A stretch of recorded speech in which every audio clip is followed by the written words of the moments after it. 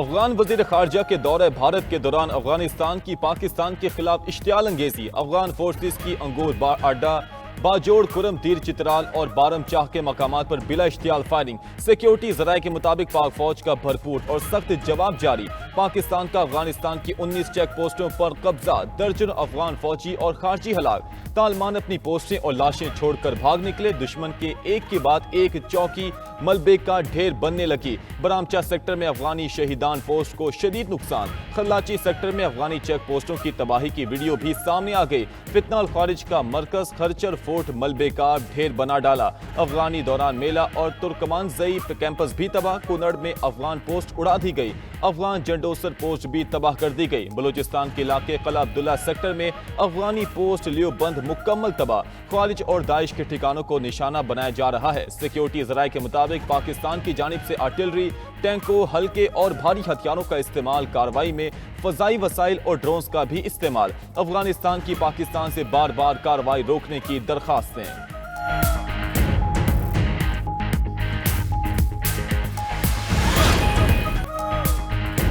حالیہ افغانی جارحیت اور اس پر پاکستان کا رد عمل کسی طور پر بھی پاک افغان عوام کے درمیان جنگ تصور نہ کیا جائے۔ سیکیورٹی ذرائع کا کہنا ہے کہ افغانی جارحیت دراصل افغان عبوری حکومت، افغان طالبان اور فتنہ الخارج جیسے دہشت گرد عناصر کی جانب سے مسلط کردہ ہے۔ افغانی جارحیت بھارتی پیسوں سے مبینہ طور پر خریدی گئی ہے۔ ذرائع کا کہنا ہے کہ پاکستان کا جوابی حملہ صرف دہشت گرد ٹھکانوں، ان کے تربیتی مراکز اور ان عناصر پر ہوگا جو پاکستان کے خلاف اس جنگ کو ہوا دے رہے ہیں۔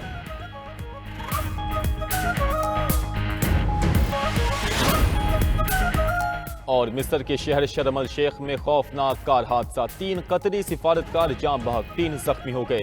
خبر ایجنسی کے مطابق سفارتکار قطری وزیر اعظم کی غزہ معاہدے کے لیے مذاکراتی ٹیم کا حصہ تھے۔ اسرائیلی میڈیا کے مطابق جاں بحق افراد قطری سفارتکار نہیں، قطری سیکیورٹی اہلکار اور پروٹوکول افسر تھے۔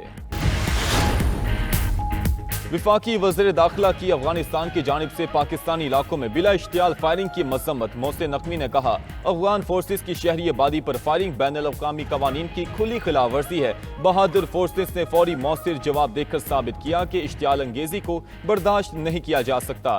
پاکستان کی فورسز چوکس ہیں، افغانستان کو اینٹ کا جواب پتھر سے دیا جا رہا ہے۔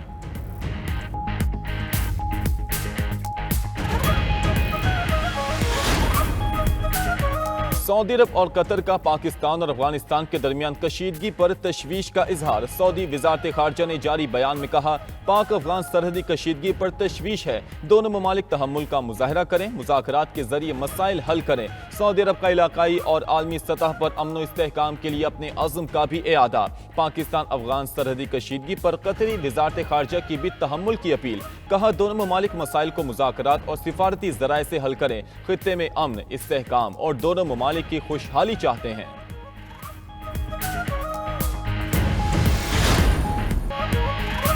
قبائلی عوام کا افغان حمایت یافتہ دہشت گردوں کے خلاف ہتھیار اٹھانے کا اعلان۔ خیبر پختونخوا کے قبائلی عوام کی جانب سے آڈیو پیغام میں کہا گیا، افغان دہشت گردوں کے خلاف وہ پاک فوج کے شانہ بشانہ کھڑے ہیں۔ کہا، وطن کا دفاع ہم پر فرض ہے اور ہم اس کا دفاع کرنا جانتے ہیں۔ ہم نے پہلے بھی دہشت گردی کو سبق سکھایا تھا، اب بھی سبق سکھائیں گے۔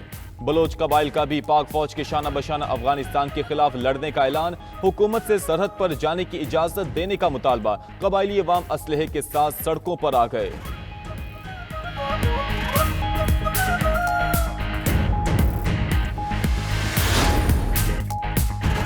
پاکستان کا بھارت افغانستان مشترکہ اعلامیے پر شدید تحفظات کا اظہار۔ افغان وزیر خارجہ کا بھارت میں دیا گیا بیان سختی سے مسترد۔ افغان ناظم الامور کو دفتر خارجہ طلب کر کے احتجاج ریکارڈ کرایا گیا۔ دہشت گردی کو پاکستان کا اندرونی مسئلہ قرار دینا بھی قابل قبول نہیں۔ افغان حکومت دہشت گردی کے خلاف اپنی ذمہ داریوں سے بری و ذمہ نہیں ہو سکتی۔ پاکستان مخالف دہشت گرد عناصر کے خلاف مؤثر اقدامات کیے جائیں۔ پاکستان اپنی سلامتی کے لیے ہر ممکن اقدامات کرے گا۔ ترجمان کی جانب سے مزید کہا گیا کہ پاکستان نے 40 سال افغان مہاجرین کی میزبانی کی۔ امن کی بحالی کے بعد ان کی واپسی ضروری ہے۔ افغان عوام کو طبی اور تعلیمی ویزے دینے کا سلسلہ جاری رکھیں گے۔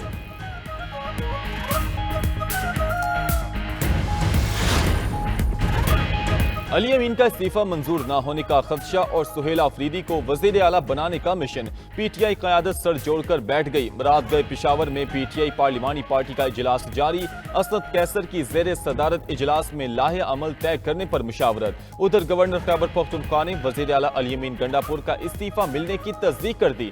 فیصل کریم کنڈی نے کہا کہ دوپہر 2:30 بجے استعفی موصول ہوا، پیر کو دفتر کھلے گا تو لیگل ٹیم اس کو دیکھے گی، استعفی آئینی طریقہ کار کے مطابق منظور کیا جائے گا۔ پی ٹی آئی کے سیکریٹری جنرل سلمان اکرم راجہ نے کہا کہ آئین کے آرٹیکل 130 کی شق 8 کے تحت وزیر اعلیٰ نے صرف استعفی دینا تھا، گورنر کی منظوری ضروری نہیں ہوتی۔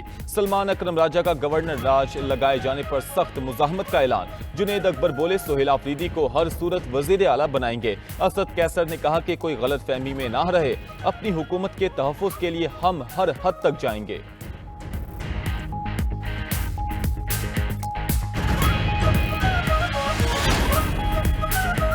وزیر اعلیٰ کے استعفے کا معاملہ سلجھا نہیں کہ نئے وزیر اعلیٰ کے انتخاب کا شیڈیول آ گیا۔ کے پی اسمبلی کا اجلاس پیر کے صبح 10 بجے طلب۔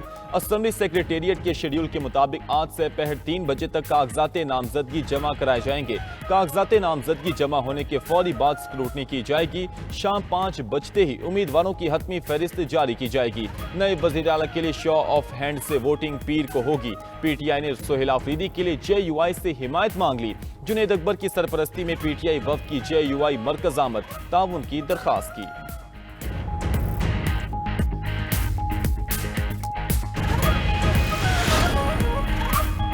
نامزد وزیر اعلیٰ منشیات کے مقدمے میں نامزد ہیں۔ کے پی کابینہ میں ٹمبر مافیا اور ڈرگ مافیا بیٹھا ہے۔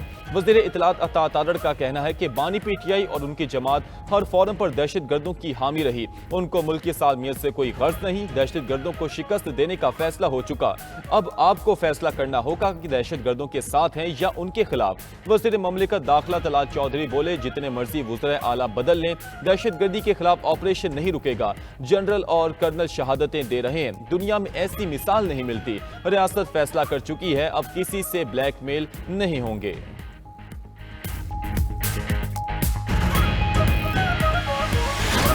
ادھر اسلام آباد اور راولپنڈی میں راستے 2 روز سے بند، عوام پریشان، تجارتی سرگرمیاں معطل، معمولات زندگی بری طرح متاثر۔ راولپنڈی ایکسپریس وے، فیض آباد اور آئی جی پی روڈ مکمل طور پر بند۔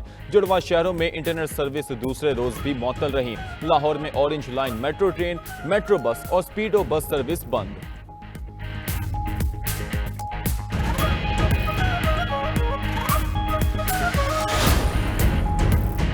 غزہ میں جنگ بندی ہو گئی تو یہ لوگ اسلام آباد پر چڑھائی کرنے نکل پڑے، جنگ ختم ہونے پر کس بات کا احتجاج، اپنے گھر جائیں۔ وزیر دفاع خواجہ آصف کا کہنا ہے کہ 2 سال غزہ کے باسیوں پر ظلم کے پہاڑ توڑے گئے، ساری دنیا احتجاج کر رہی تھی، پاکستان میں بعض فلسطین پر جان قربان کے خواہش مندوں کو شاید اطلاع نہیں تھی۔ خواجہ آصف نے مزید کہا کہ افغانستان پاکستان میں دہشت گردی ایکسپورٹ کر رہا ہے، پاکستان کے جن علاقوں میں دہشت گرد پناہ لیتے ہیں مکینوں کو علم ہوتا ہے، اگر ایسے علاقوں کے لوگ خاموش رہیں گے تو یہ سہولت کاری ہوگی۔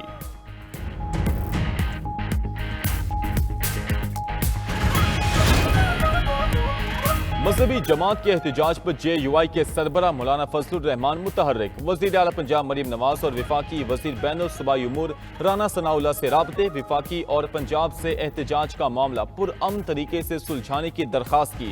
مولانا فضل الرحمان نے کہا کہ حکومت معاملے کو خوش اسلوبی اور افہام و تفہیم کے ساتھ مل کر بیٹھ کر حل کرے، ملکی حالات تصادم کے متحمل نہیں ہو سکتے، حکومت اور مظاہرین دونوں صبر و تحمل سے کام لیں۔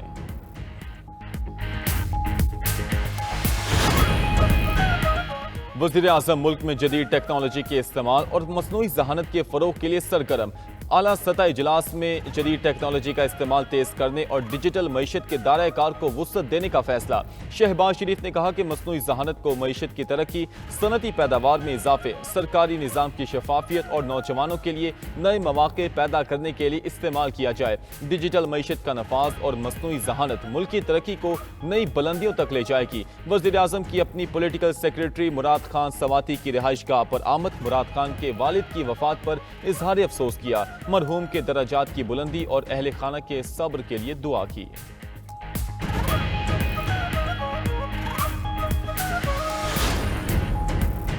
نائب وزیر اعظم اسحاق ڈار کے مسلم ممالک کے وزرائے خارجہ سے رابطے، ایران، مصر اور آذربائیجان کے ہم منصب سے ٹیلی فونک بات چیت، عباس اراغچی سے خطے اور غزہ کی صورتحال پر تفصیلی گفتگو، دونوں رہنماؤں کا فلسطین کے مظلوم عوام کی حمایت جاری رکھنے کا اعادہ۔ اسحاق ڈار اور مصر کے وزیر خارجہ ڈاکٹر بدر عبدالعاطی کے درمیان شرم الشیخ میں ہونے والے سربراہی اجلاس سے قبل رابطہ کاری کے امور پر بات چیت ہوئی۔